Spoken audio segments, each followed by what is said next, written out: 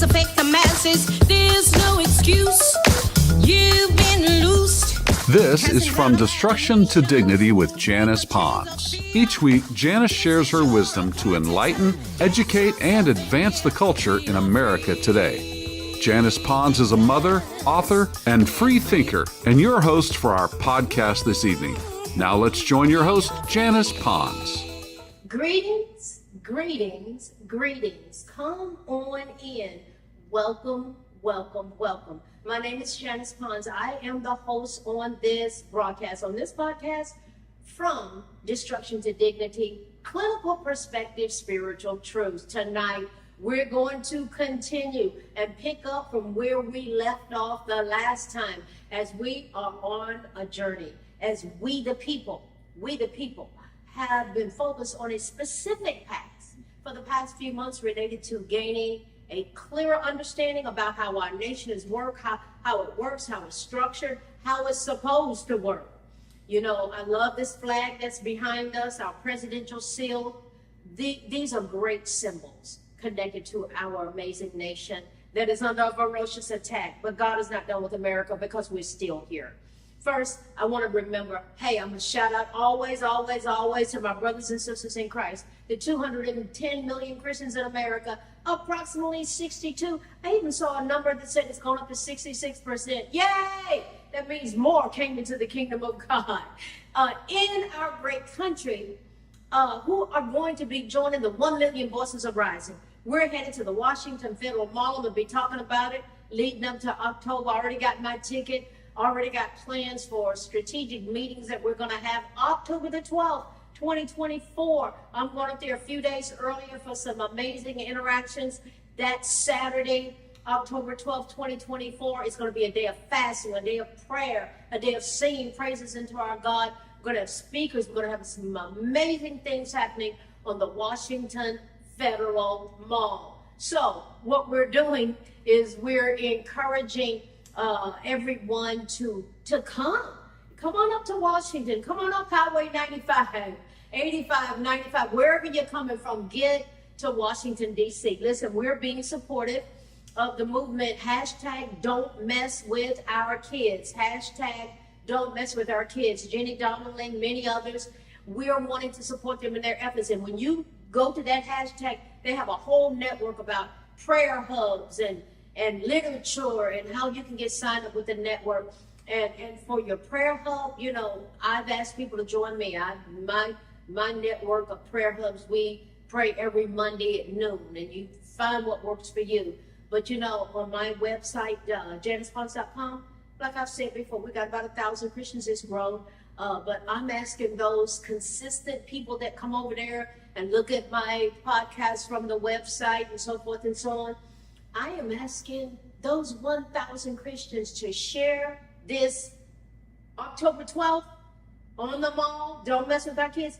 Share it with 10 Christians, your family, your friends, your associates.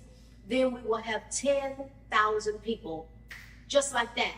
And when those 10,000 share with 10 people that they know, we will easily have 100,000 people. When those 100,000 share with 10, we will have our 1 million voices arising on the Washington Federal Mall on Saturday, October 12th, 2024.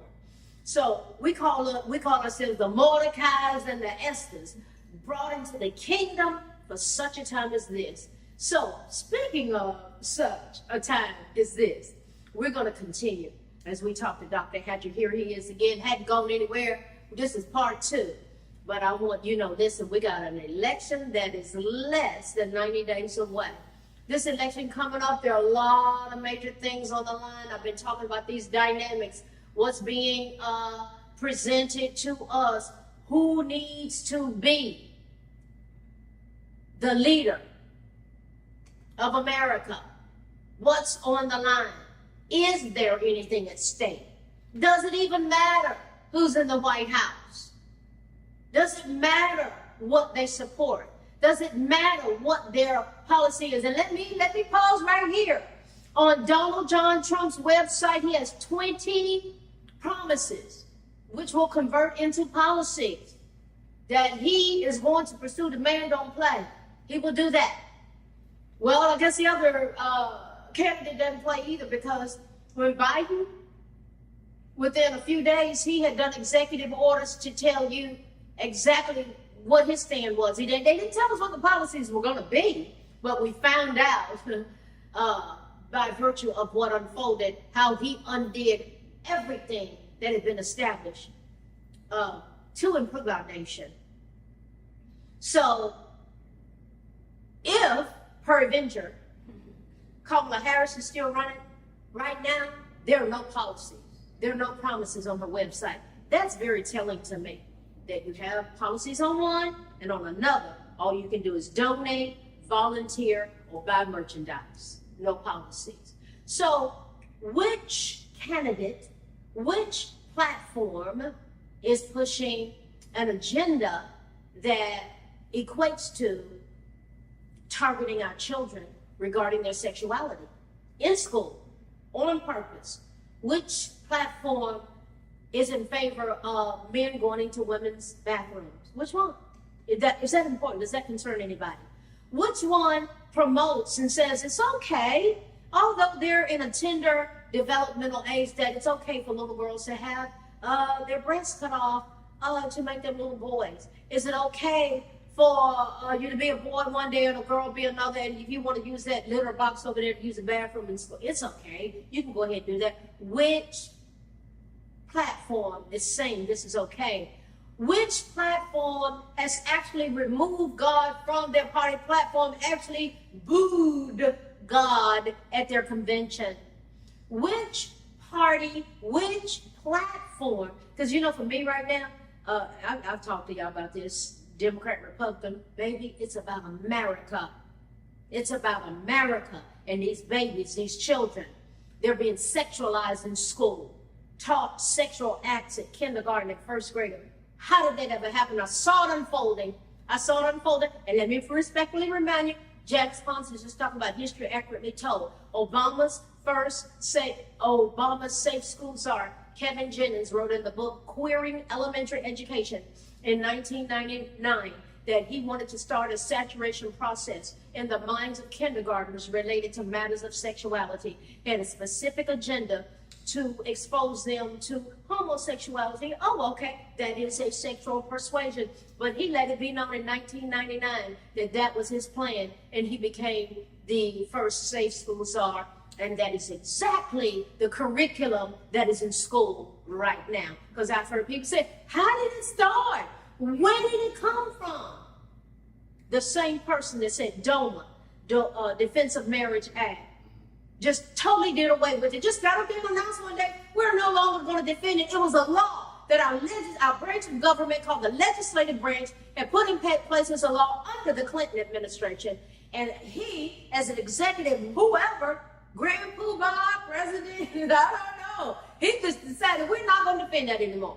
It's over. And then we got on a trajectory and a flow in our nation with all things sexual. Go look at history accurately. So this isn't even my opinion, guys. I'm talking about what unfolded with policies and what the executive branch did. I was like, wow, total obliteration of the constitutional upholding of laws and our nation. Wow, there we go.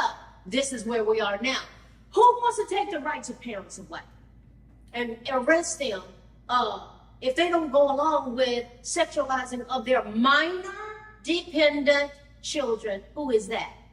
My fellow Americans, there's a lot on the line right now, and we are going to continue our diet, because part of that flow and that dynamic, these dynamics related to what we are being presented as Americans, and specifically to the election that's coming up in November, is related directly to who's running.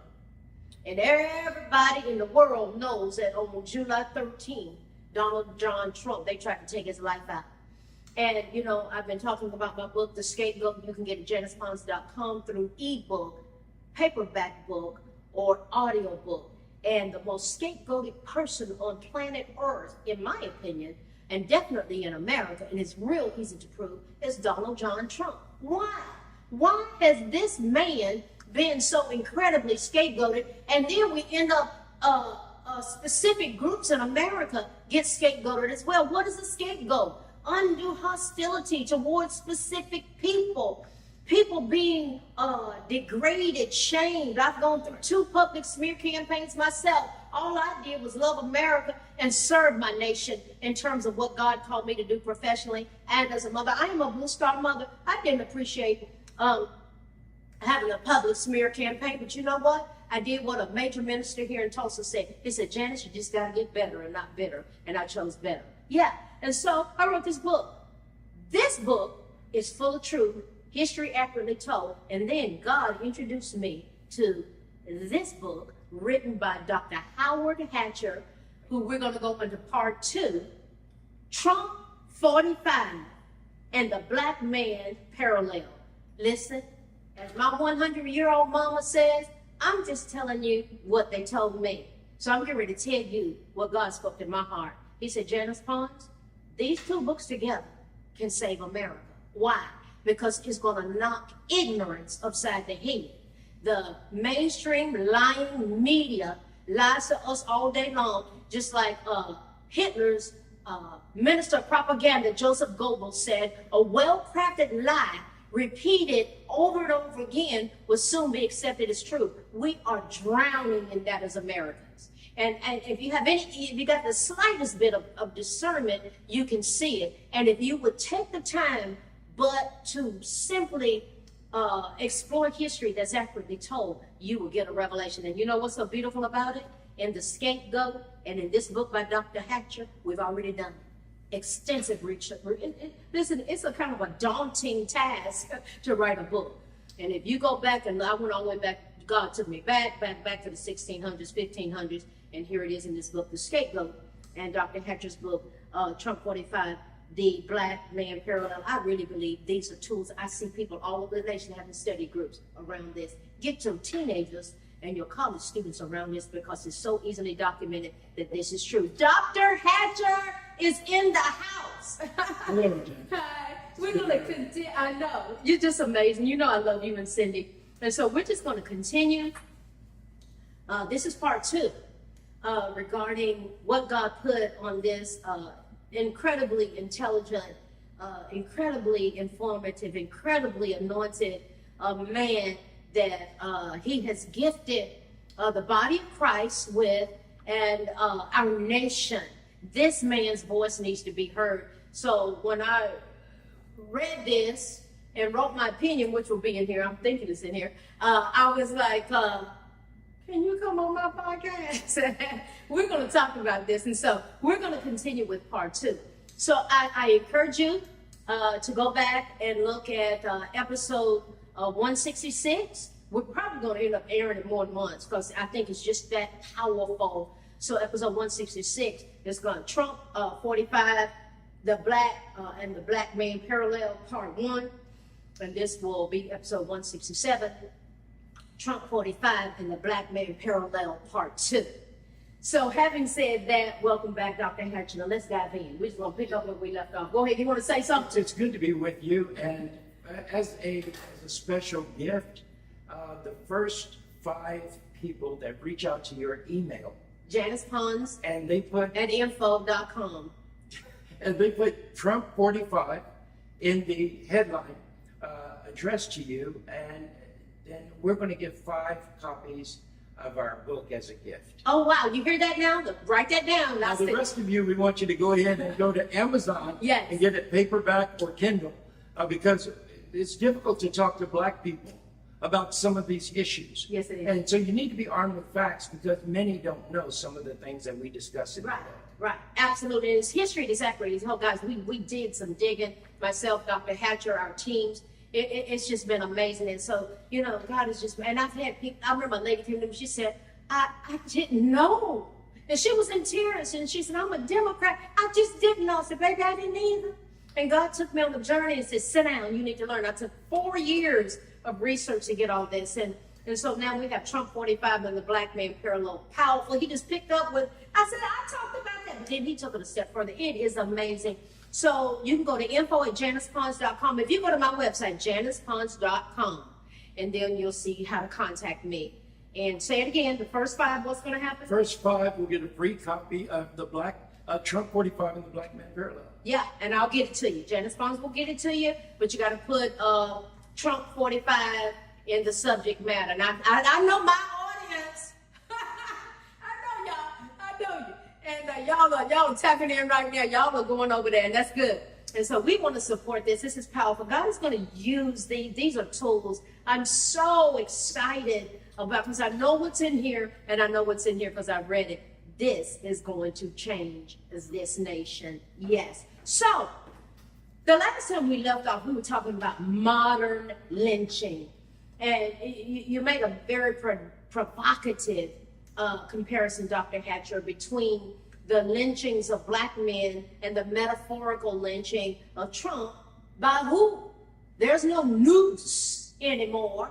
Yeah, because when I was growing up in Jim Crow, there were black people being lynched into the early 70s.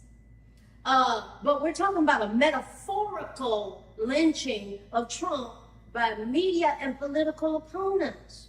How do you address the potential controversy of this comparison, and what do you hope readers take away from it? Well, they need to take away from it that there's an exposing of the top tools used. And so that are the top tools used by government, judiciary, and not all judiciary and not all government are bad. There are some who are still maintaining their altruistic nature, and they really intend well and they mean well. But for the common person, what we do in the book, especially when it comes to the metaphorical lynching, so lynching has to do with a type of decapitation, right? It's where we attack the head. The head is attacked. Whenever you are being attacked for your thoughts, for your freedom of thought, you now fall into a different category, especially if you're labeled as extreme, you're labeled as public enemy number 1, you're labeled as a threat to democracy, which in reality may be a threat to an agenda. Not necessarily democracy, but a threat to agenda. So there's reputational lynching. And reputational lynching is accomplished by media, television, media outlets through reputational lynching. So if I want to do a character assassination, I'm going to do a reputational lynching. I'm going to take everything that can be known about you and I'm going to put it in a noose and I'm going to characterize it in a way that limits your influence.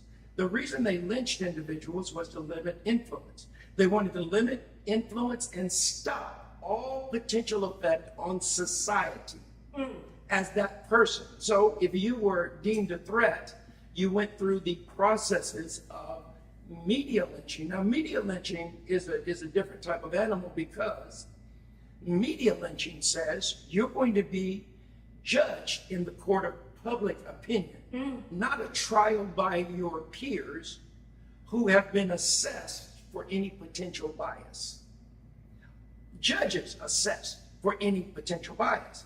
When the media begins to portray certain ideals or attack a person, they're going to use the character assassination. Now, what I find interesting when we talk about reputational lynching and character assassination, the influencers of society and those who are supposed to be the guardians of justice in the judiciary, what I find is the 3 primary tools that they use that aren't very well known by the average individual. In fact, they can give themselves a test.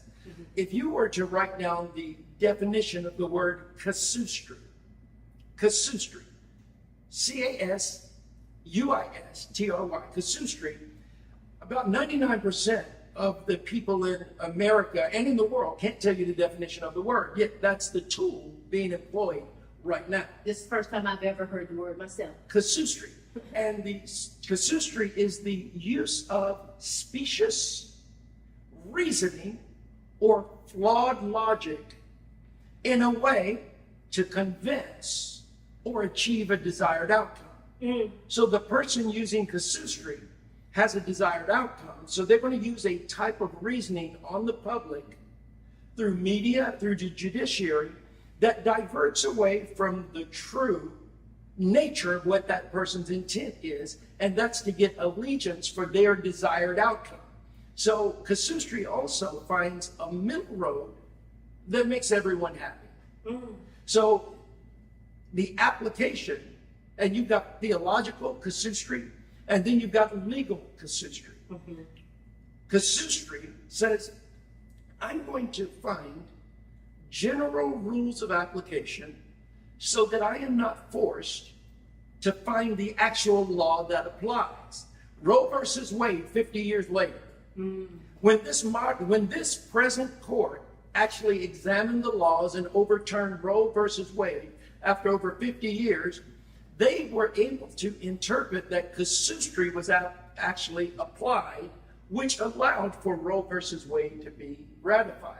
The use of general application of principles when you actually know the real principle that governs that situation, because the Supreme Court deals with preeminence of principle. Preeminence of principle, preeminence. If you have preeminence in the room, that means you're the one in the room everyone looks to. If you have preeminence in the workplace, it means that the owner, the boss, the supervisor, they have preeminence in the organizational structure. Preeminence in laws means you're going to look for the ruling precedent that all the other laws fall under that canopy.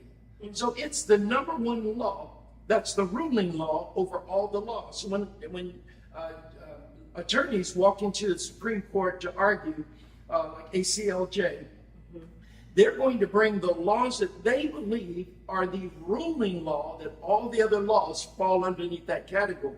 So a preeminent law can disqualify other laws. If you take a general law, you have a lot of gray room, so both sides can get away with malfeasance. Both sides can get away because they're operating in the gray. They can get away with intellectual dishonesty and achieving their political ends. So casuistry is the use of a general rule when you know a specific rule actually governs that. Now, in Donald Trump's case, you took the court began to look at his claim for presidential immunity. So what Jack Smith did was he looked, what laws can we apply that have never been used in this context ever before? Right. And we're going to use this law and pull it out of the gray area and put it in application against Donald Trump. We're going to use that to get FISA warrants. We're going to use that to get wiretaps. We're going to use that to come against him and everyone in his organization. So when the court looks at this, they go, wait a minute. Your application of the law in this situation is flawed. So this is casuistry. Your application of the law. And so the Supreme Court actually ruled in favor of Donald Trump. But another application of general rules has to do with lack of standing. Donald Trump challenges election results, which is a citizen's right. Al Gore challenged election. Hanging chads and all. Absolutely. And so Hillary Clinton is on record challenging outcomes of election. And then you had a host of people saying, Donald Trump is not my president. Well, if you really examine it, his election challenge in each of the courts was rejected, and many of the courts used a hidden rule, lack of standing. It means that even though the evidence you brought is compelling, and you just showed us a sampling of the evidence, we're not going to grant a motion for you to present the rest of the body of your evidence. Yes. So what they did with black people, historically in the judiciary, Here's the parallel. they would disqualify black people and their attorneys from presenting certain evidence because it was the judge's discretion.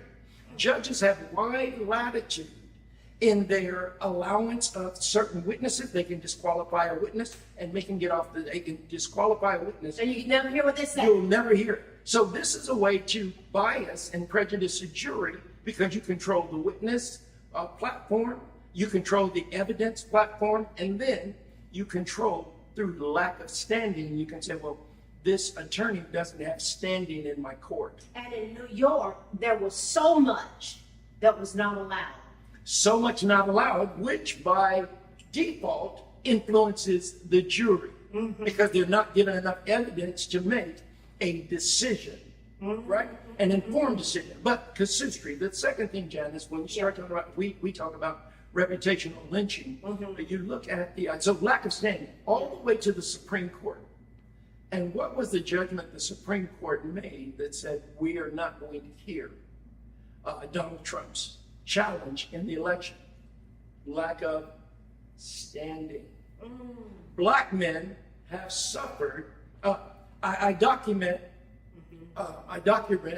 Hurricane Carter. I document how when certain black men have gone through certain trials, it's found out that the judges actually are the ones who disqualified certain information from being heard that would have exonerated the person being charged. And that was par for the course Par for the course. in America. Par for the course. It really is. So two other words. The other word is, so we've got casuistry. That's a primary weapon being used. Yes. Right? Yeah. A discretionary weapon. The other is demagoguery, appealing to lower base instincts of the average citizen without letting them know what your true agenda is. So I'm going to say, I like black people and I like I like black people so much. And I'm going to talk about all my black friends when I'm around you because I'm trying to gain favor. Now, when I leave you, I may not feel like your favor is necessary.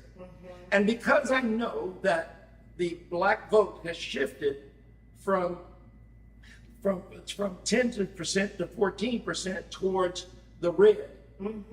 And now many estimates are it's over 22%. I can replace your vote by bringing in a lot of illegal. 15 million of them. And now I've replaced your vote. So I don't need your skin.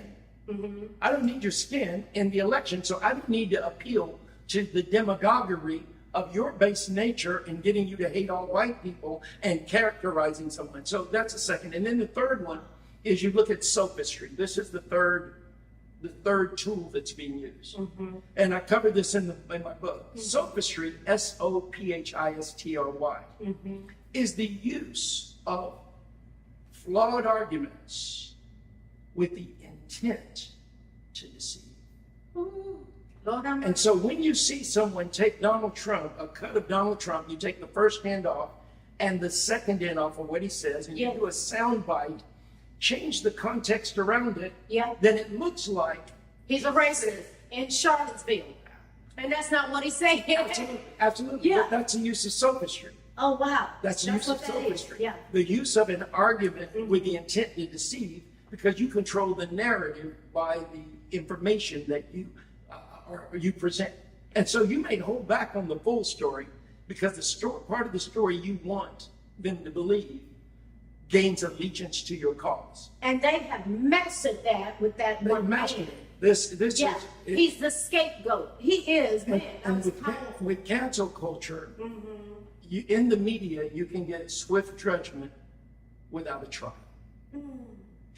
Which leads into this lawfare as a weapon. Lawfare. I'm saying lawfare. I've heard of warfare. We're in spiritual warfare. Can you explain how you see lawfare being used against Donald John Trump? And how does this compare to the historical legal strategies used against black men to suppress their rights and their voices? When you look at law as a weapon of war, it was Ord Kittredge. He defines in his book, and those of you who are watching, there's a book that you can, I recommend you get it, but it's lawfare, law as a weapon of war. And lawfare is being used to extricate and separate citizens from their freedom. That's the real use of lawfare in its current manifestation in government. So the use of lawfare says that you'll walk 6 feet apart, even though there's no science. And Fauci said it was no science. There's no science to back it up. Lawfare used as a weapon historically against black people is intended to disenfranchise. And we're going to pass a law that limits your movement. Now, President Ronald Reagan said that freedom is never more than one generation away Yes, he did. from extinction. Our freedom is never more than one generation away from extinction. So with black people, if you can't vote and you can't participate, because we had our own apartheid and we had our own Jim Crow laws and we had our own segregationist policies, you're limiting influence so that you can protect your rule and reign. So fast forward, Donald Trump, the first thing he did was pulled out of certain parts of the United Nations that he felt were unfair to the United States. Absolutely. The second thing he did was he began to address the international laws that could make United States citizens subject to a global tribunal. This was part of Henry Kissinger and the global elite when they said Barack Obama Yes. is our best chance at bringing forth the New World Order. So Barack Obama was the choice of the true ruling aristocracy to bring forth the New World Order. What the New World Order does is it replaces United States sovereignty through laws and merger of laws. It replaces our sovereignty with a global umbrella. Wow. So now they can bring Netanyahu up on charges as a war criminal. Now, we did this coming out of apartheid South Africa, which I was in South Africa. Right. I understand it. Right. Now, let me interject this, because here's a theme that's going on social media. Trump and Project 2025. That came from the Heritage Foundation. Bottom line, Trump didn't have anything to do with it, okay? But what I tell people, and this is what God spoke to my heart, he said, do they know about Agenda 2030 that we're in the midst of right now, which dovetails with exactly what you're saying right now? People, wake up. We're just laying out facts. We want to provoke thought, bring awareness, and us as a nation, us as an informed people, we the people, us forming a more perfect union.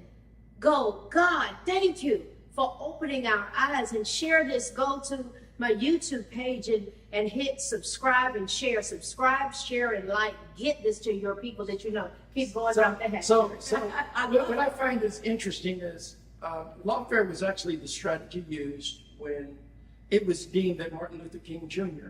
Yes, was a threat. I remember it. I was a So little girl, 7 and 8 years old. The FBI, in coordination with the other academic agencies, and this was a Senate hearing held on this, they justified wiretapping him. And you want to hear what they accuse him of being? What? A Russian asset. Oh, I've been accused of being a Russian bot on social media. Russian asset. Go ahead, Russian. Martin Luther King Jr., because of his association with one individual Yeah.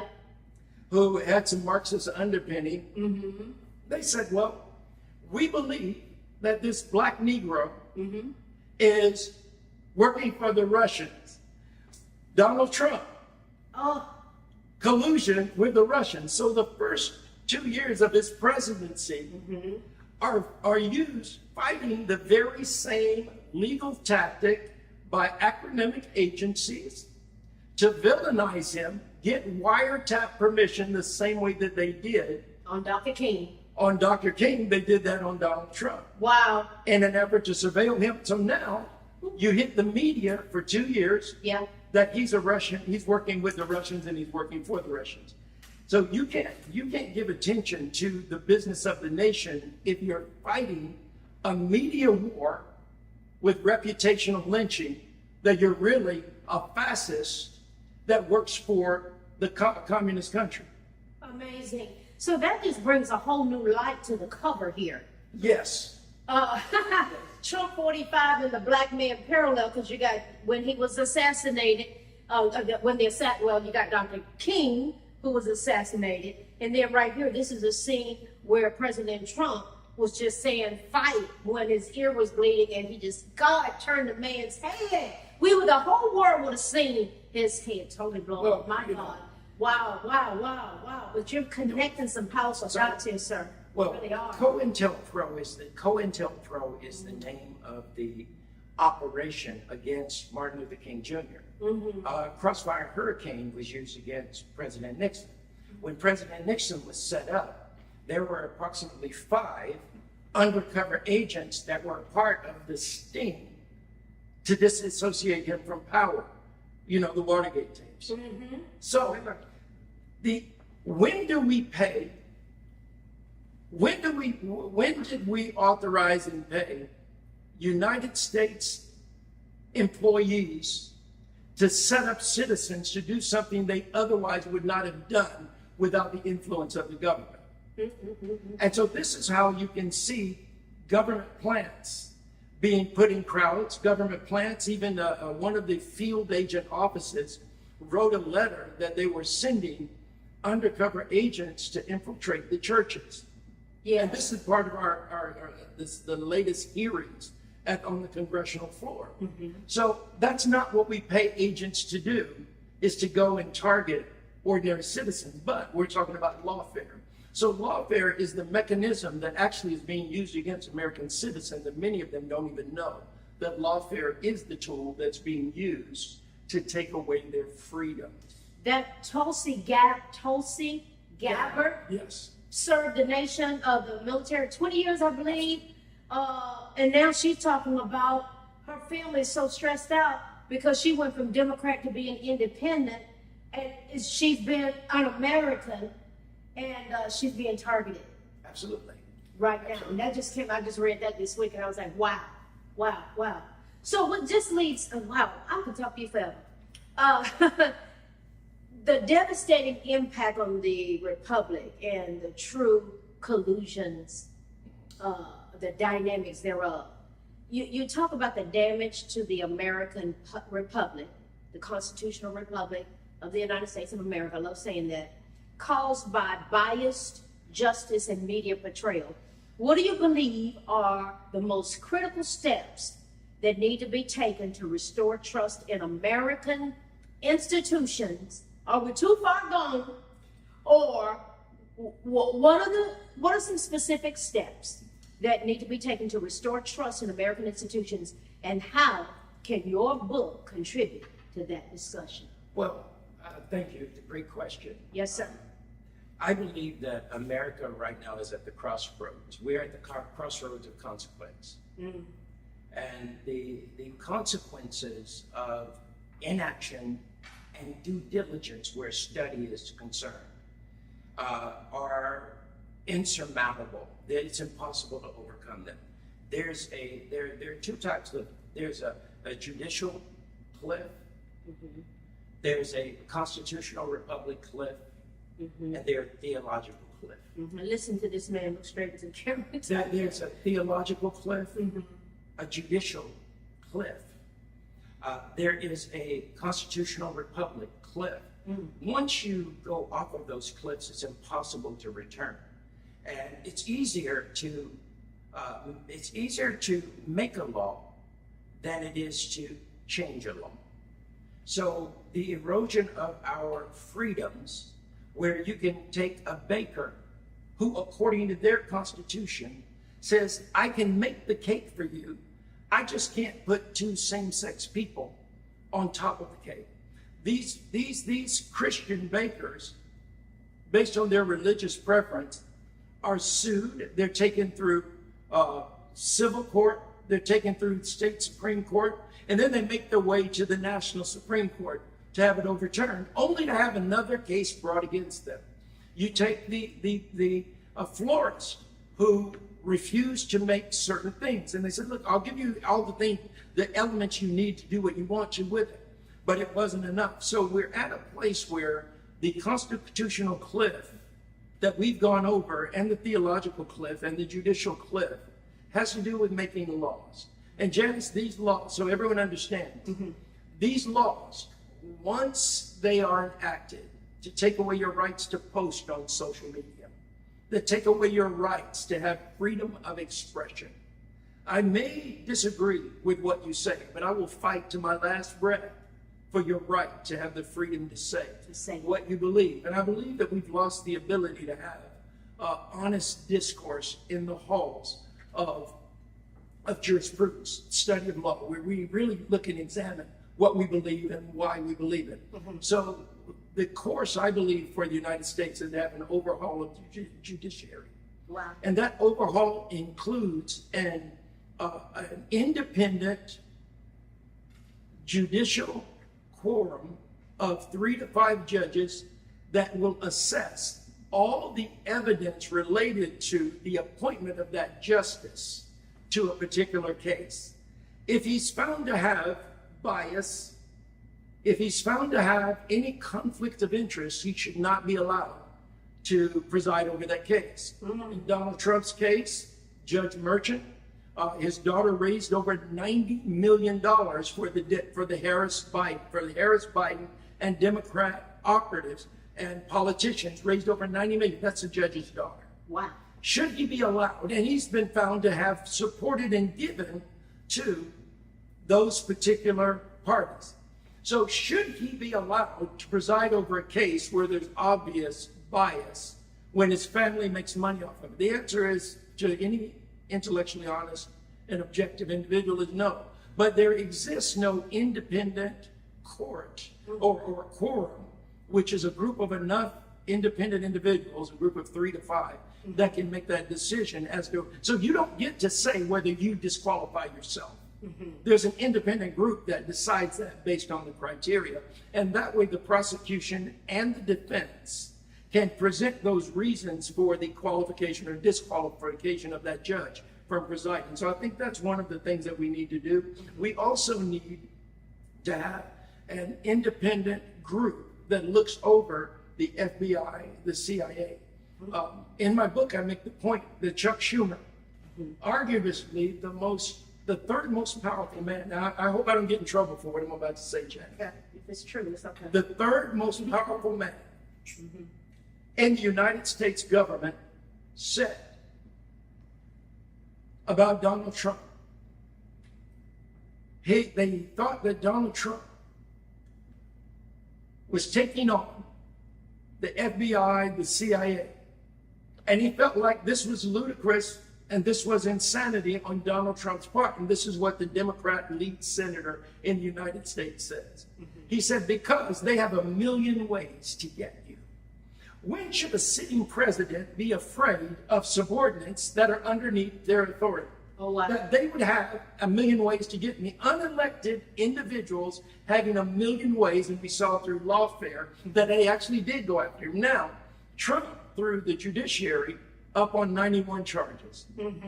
These are federal charges, state charges, and what many people don't know, Janice, you read the book, so you know the answer to this. Donald Trump has been through over 3,500 lawsuits. 3,500 lawsuits. The most scapegoated.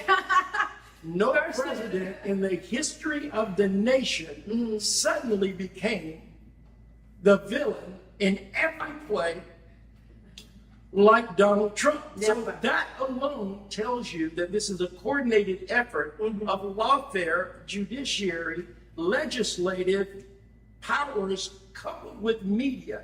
And so there you have the zeitgeist titans of the hour. Listen. The zeitgeist titans of the hour, informing the zeitgeist spirit of the age, informing the spirit of the age as to what the collective conscience of the nation should do. And I believe that these acronymic agencies cannot police themselves and they can't investigate themselves. There need to be new protocols and laws that set in motion some congressional oversight, investigative oversight, and these laws need to be passed immediately, especially in light of how it was used against black men. Donald Trump, it was used against him. It was used, these things were used to surveil Malcolm X and many leaders that people felt were a threat because their influence had grown. And remember, my final statement here is, Donald Trump is not a threat to democracy. He's a threat to an agenda of those who are zeitgeist titans influencing public opinion for the ultimate laws that they want to see in place so that they can remain enforce and empower. Wow. Listen, this speaks for itself. I absolutely love this type of interaction because it's centered around intellectual honesty. It's really not about opinion. It's just looking at history that's accurately told, which is what happens in The Scapegoat, which Dr. Howard Hatcher is so masterfully done in Trump 45 and the Black Man Parallel. I was blown away. Listen, I believe in my heart of hearts. This is my podcast, so I can say this, but I believe I heard from heaven. I really do. God said this is going to help to expel ignorance. Ignorance means lacking knowledge in a particular area of matter. The research that I know he had to put into this, I could tell right away. And I know of what I did, about 4 years of research that went into this. It is absolutely staggering to do what? Open up blinded eyes and just empower people to make informed decisions. That's the name of my ministry, Informed Decisions Ministries. And so what we respectfully request that you do, go to my YouTube channel, hit subscribe, like, share, subscribe, like, share.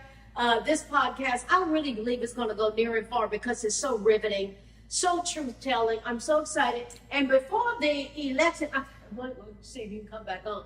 See if you can come back on because we need to tie this thing back up. And so I will be getting back into the Constitution, but this has just empowered me at an entirely other level. As we provoke thought, bring awareness, and point us as a nation towards intervention. And in this book, it's got interventions in it. In this book, I talk about a treatment plan for America. We're talking about interventions. We talk about truth that's accurately told and history that's accurately told. And so what we're doing as a nation, what am I about? You know what I'm about.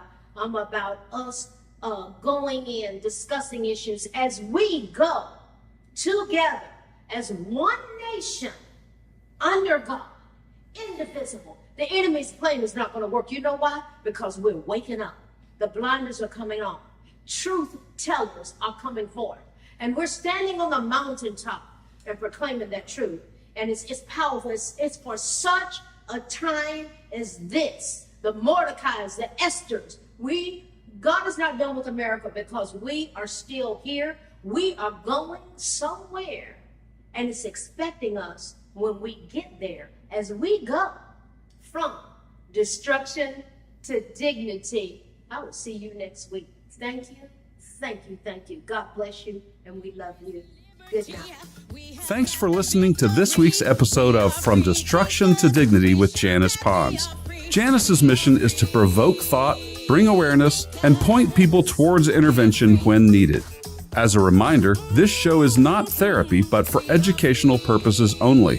For more information, check out JanicePons.com or follow her on social media. We are one power, strength is ours, liberty, been set free, education, affirmation, dedication, information, revelation.